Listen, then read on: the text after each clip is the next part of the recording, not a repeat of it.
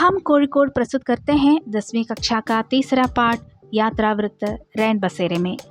लेखक है अमृतलाल वेगट। अमृतलाल वेगट का जन्म मध्य प्रदेश में हुआ। उन्होंने 1948 से 1953 तक शांति निकेतन में कला का अध्ययन किया। वे नर्मदा प्रेमी चित्रकार और लेखक हैं। मध्य प्रदेश शासन के संस्कृति विभाग द्वारा राष्ट्रीय शरद जोशी सम्मान, केंद्र सरकार द्वारा महापंडित राहुल सांकृत्यायन पुरस्कार, विद्यानिवास मिश्र स्मृति सम्मान आदि से वे पुरस्कृत है। सौंदर्य की नदी नर्मदा, अमृतस्य नर्मदा, तीरे तीरे नर्मदा उनकी प्रसिद्ध रचनाएं हैं। उनका जन्म 3 अक्टूबर 1928 में हुआ और उनकी मृत्यु 6 जुलाई 2018 में।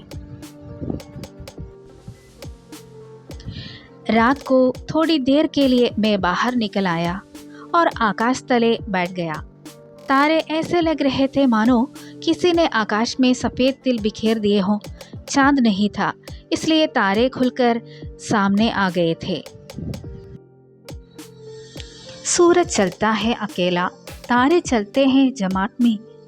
अमावस की रात को तारों का भंडारा भरता है। दिन का आकाश है हाउस ऑफ लॉर्ड, रात का आकाश है हाउस ऑफ कॉमन्स। लेखक ने दिन के आकाश को हाउस ऑफ लॉर्ड्स और रात के आकाश को हाउस ऑफ कॉमन्स क्यों कहा? लेखक ने दिन के अकेले सूरज को हाउस ऑफ लॉर्ड्स जैसा बताया जो शांत होता है। रात के बहुत सारे तारों वाले आकाश को हाउस ऑफ कॉमन्स जैसा बताया जो ज़्यादा लोगों से भरा होता है। बस यही फ़र्क उन्होंने दोनों में देखा है। सुबह आगे बढ़े, पगडंडी एकाएक खतरनाक हो गई। ज़रा चूके और सीधे पानी में पतली होते होते वो लुप्त हो गई। खड़ी चढ़ाई चढ़कर मुश्किल से ऊपर आए, लेकिन ऊपर ना गड़वाट थी ना पगडंडी, और बादल थे कि हमें लगातार धमका रहे थे। वे सिमटकर घने काले मेघों में परिवर्तित हो रहे थे, कभी भी बरस सकते थे। कहीं एक आदमी तक नजर नहीं आ रहा था। किसी तरह पथोड़ा पहुंचे। रोज की अपेक्षा आज हम आधा ही चल पाए थे, लेकिन पानी के डर से इसी गांव में रुकना पड़ा। कुछ लोगों ने मिलकर गांव में एक मंदिर बनवाया है। अभी मूर्ति की स्थापना नहीं हुई है। मंदिर के बरामदे में लोहे का जाली वाला दरवाज़ा है। मंदिर की देखरेख करने वाले ग्रामीण ने हमारे लिए खोल दिया। आज यही बरामदा हमारा रैन बसेरा है। पानी लाने के लिए बाल्टी दी, फर्श पर बिछाने के लिए एक बहुत बड़ी दरी और सजावट के लिए भी पूछा, लेकिन वो हमारे पास पर्याप्त था। छोटू बाहर खाना बना रहा था। दाल तो बन गई थी, पर वो गाखट बना रहा था कि पानी आ गया। प्रायः सभी खेतों में या तो सोयाबीन कट रहा है या कटे हुए सोयाबीन के ढेर लगे हैं। इस पानी से किसानों को भारी नुकसान हो रहा है। इस पानी से किसानों को भारी नुकसान हो रहा है। क्यों? इस पानी से किसानों को भारी नुकसान इसलिए हो रहा है क्योंकि खेतों में या तो सोयाबीन कट रहा है या कटे हुए सोयाबीन के ढेर लगे हैं। बारिश के इस पानी के कारण कटी हुई फसल और ढेर खराब हो जाएंगे, जिससे किसानों को आर्थिक नुकसान होगा।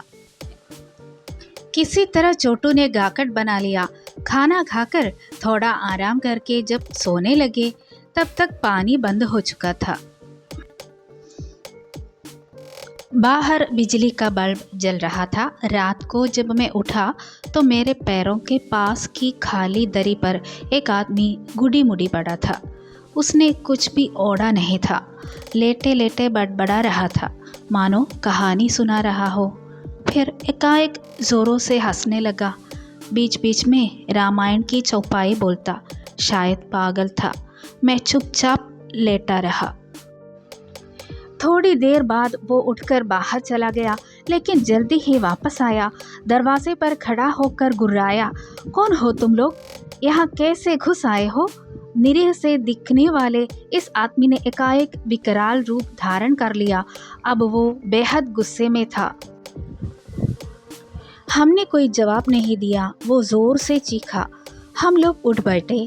मैंने कहा, जिन्होंने ये मंदिर बनवाया है उन्होंने हमें यहाँ ठहराया है। देखिए, ये दरी और ये बाल्टी भी उन्होंने ही दी है। लेकिन वो पागल जो था, उल जलूल बकने लगा। अपने आप को सीआईडी इंस्पेक्टर बताने लगा। क्या समझते हो मैं सादे भेस में चोरों का पता लगाता हूँ? उसके सवाल बेसिर पैर के थे। जवाब न देते तो चाबुक से मारने की धमकी दी। इसलिए मैं कोई न कोई जवाब देता रहा। वो लगातार चीखता चिल्लाता रहा। बीच बीच में हवा में ऐसे हाथ घुमाता मानो हाथ में कोड़ा हो। जब उसकी नाराज़गी बहुत बढ़ जाती तब उसका चेहरा क्रोध से विकृत हो उठता। मैंने अपने आप को कभी इतना असहाय अनुभव नहीं किया था। लाचार हम उसकी धौंस सहते रहे। पास पड़ोस में कई घर थे। ऐसा लगता था मानो ये रात कभी ख़त्म ही नहीं होगी। लेखक को क्यों ऐसा लगता था? लेखक डरा हुआ था। रात में एक अजीब आदमी उनके पास आकर गुस्सा कर रहा था और अजीब बातें कर रहा था। लेखक को डर लग रहा था कि वो आदमी कुछ गलत कर सकता है। जब हम डरे हुए होते हैं तो समय धीरे धीरे बीतता है और ऐसा लगता है कि रात कभी ख़त्म नहीं होगी। इसलिए लेखक को भी ऐसा लग रहा था।